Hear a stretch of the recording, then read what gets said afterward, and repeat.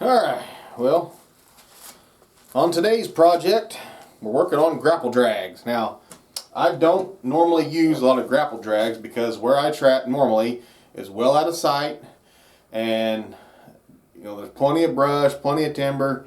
I don't have to worry about anybody driving by seeing it, and I don't mind a good remake set.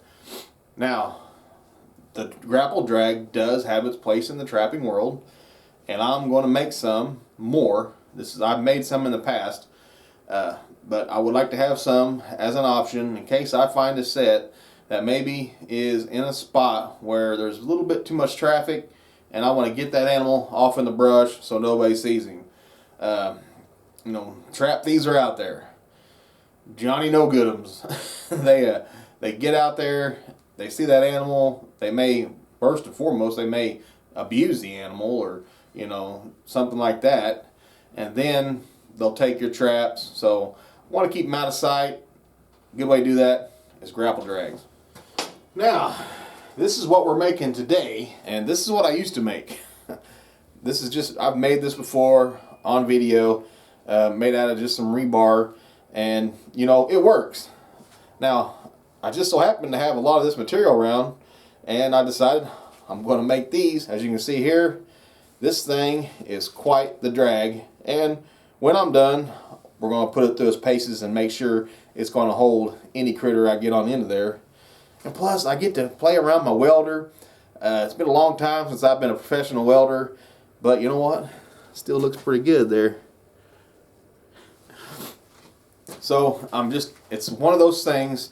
This is all stuff that you can do after season to keep that fire burning, that passion for what we love to do, and it's trapping. And so this is going to make time go by for when I get to the big line in 10 more months, and the whole time I'm going to be doing this, having fun, thinking about trapping, keeping the passion alive all summer long, and getting ready for that big line, keeping me excited. So this is what we're doing today, is making some grapple drags. What I'm making this out of is what they make wrought iron fencing out of, and this is 3/8 by 1.25 inch flat stock. Both pieces. This is a 10-inch piece for the main body and an 8-inch piece for the cross piece. And the spikes, I have no idea where my dad got these, but he used to put these in the ground to keep trespassers off. Probably shouldn't be saying that, but to keep flat people's tires that trespass on ground. So that's what he got them for. I'm repurposing them for this. And as far as this end piece, I found an old dog chain that had a double swivel on it with these. I cut the double swivel off, and I actually found 2 of them, so I got enough to make 4 of these grapple drags. That's all the components.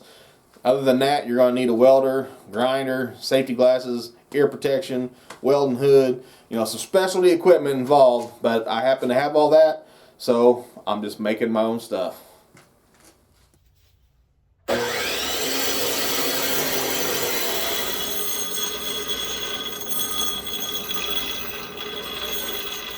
When you're got all your pieces cut, I like to bevel all mine. Cut them all in the chop saw, and they're all gonna have a little burr on them, a little lip. So I go ahead and bevel them on the table grinder, and that way there's a nice good surface to weld to.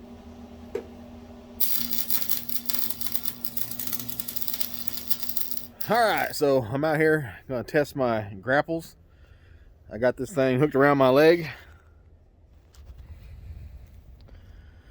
Got the chain out there, and that's the last grapple I made is kind of a mix and match of everything. The bits and pieces all put together to grapple, so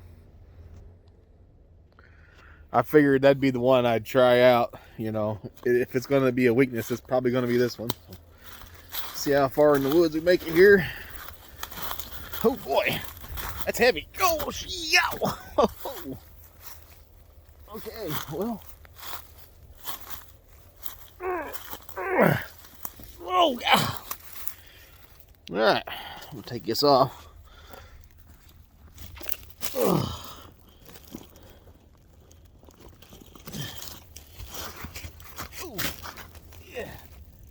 Alright, they held pretty tight. I couldn't do much standing up, but once I got some force onto it, it came loose.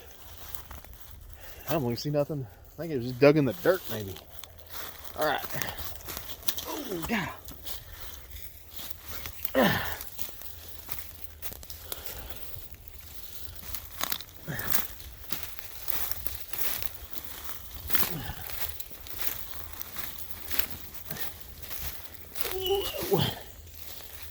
Oh no, that ain't coming off. Oh. Alright, well,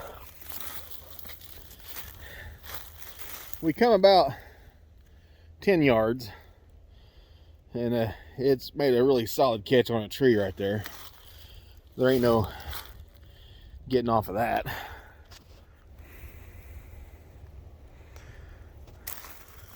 But I also want to check and see that I can follow the path, that the disturbance path is good enough. And it really is. The disturbance path is really great. Having those two spikes kind of counter, one up, one down, really causes that you can follow the drag. That's the first place it caught. I mean, it buried into the dirt right there. And of course, you can see the path.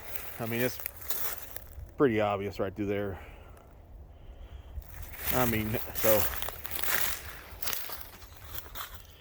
kind of knew they'd work, but you always want to test it out. And if it can stop me, it'll stop anything I catch. Well, the saga continues as I prepare for the biggest line of my life come December, Lord willing. Love you all. God bless. I'll see you on the next one.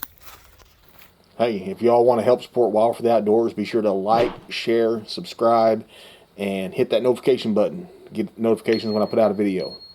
Love y'all.